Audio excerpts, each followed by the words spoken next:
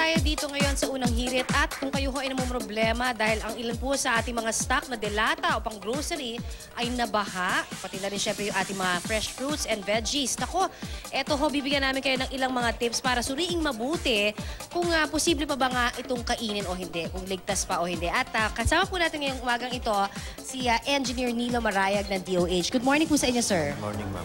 Ayun, Engineer, paki-guide lang kami, no? Kasi alam natin na itong nagdaang bagyo, maraming napinsala, syempre pati na yung ating mga pagkain. Paano ho ba natin malalaman kung ligtas bang kainin ng mga dilata, itong mga Tetra Pak, mga ganyan ho? Opo. Ito po kasing mga canned goods, ano? Pagka nabaha ito, tignan lang ho mabuti kung nasa the same structure pa ho yung lata. Basta walang pipi. Pala pong pipi at saka okay. hindi ho siya lumubo. Pwede po yan, ugasan lang ho yan. Wala rin dapat kalawang. Opo, Ganun. opo. Okay. So walang pipi, walang kalawang, at saka walang indikasyon na... Opo, yung deformation nitong ano. Or nabutas, di ba? Nabutas, Oo. opo. What about yung mga ganito po? Yung mga parang na Tetra Pak? Oo. Opo, itong Tetra Pak kasi medyo malaki-laking chance nito na makontaminate kasi plastic ito. Ano? Okay. Unlike sa can na talagang sealed ho yan, Okay. airtight ho yan. So ito, pagka nalaman ho na nalubog siya, at medyo through your naked eye may alam yung parang napasukan ng tubig, i-dispose na ho kaagad yan. O kaya kapag nakain, ibalasa o amoy, ay wag na kagad kainin, ano? What about ito mga noodles, ano? Pati yung mga sotanghon? The same true rin po ito dahil plastic, po plastic din po yan. Napakadaling pasukan po ng tubig ito. Okay. Lalo na pag nalubog sa What about naman ho yung mga fresh fruits and veggies natin? Siyempre, importante rin na kumbaga maisalba, pero paano natin malalaman na pwede pa ba yan? Opo.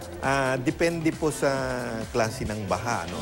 Kasi kung yung experience natin during the time of Ondoy, iba-iba ho klaseng tubig baha yun. Halo-halo ho. May basura. May basura, kasamang langis, ayun, yung tubig. Pero pag tubig galing sa ulan, yung sa ulan lang, po pwede ho yan na ugasan, mabuti, para Pero sir, parang wala na ho yatang ulan lang talaga di ba? Yes, opo. Sa kaso ho natin dito talaga pagka binahatayan, sa nakikita natin, may kasama na yung halo-halo. Opo. So kailangan ba pag ganun, pagka halo-halo, ugasan mabuti. Pero pagka may principle ho tayo, ano, na pagka when we are in doubt, throw it out. Wag na lang ho. Wag na lang. Alright. Siyempre, importante rin ho malaman natin ang tubig naman, yung kung nakontamina rin. Siyempre, ito ho, napakabilis natin magkasakit kapag kakontaminado.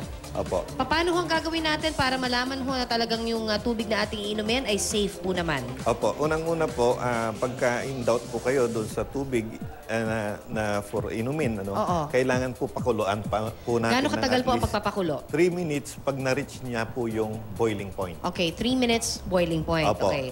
Meron din tayong mga pinamimigay daw na libre mula sa DOH.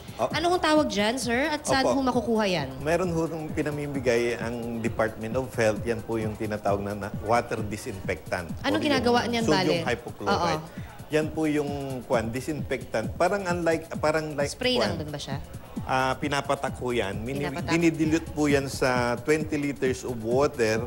Papatakan ho ng 3.5 milligram. Yan ho, lilinisin niya yung bacteria sa tubig. Papatayin ho niya yung bacteria. Pero kailangan pa rin pakuluan kapag hindi na po. Okay. Dalawa po yan. It could be through boiling or through the use of disinfectant. Makukuha yan sa mga health centers, sir, no?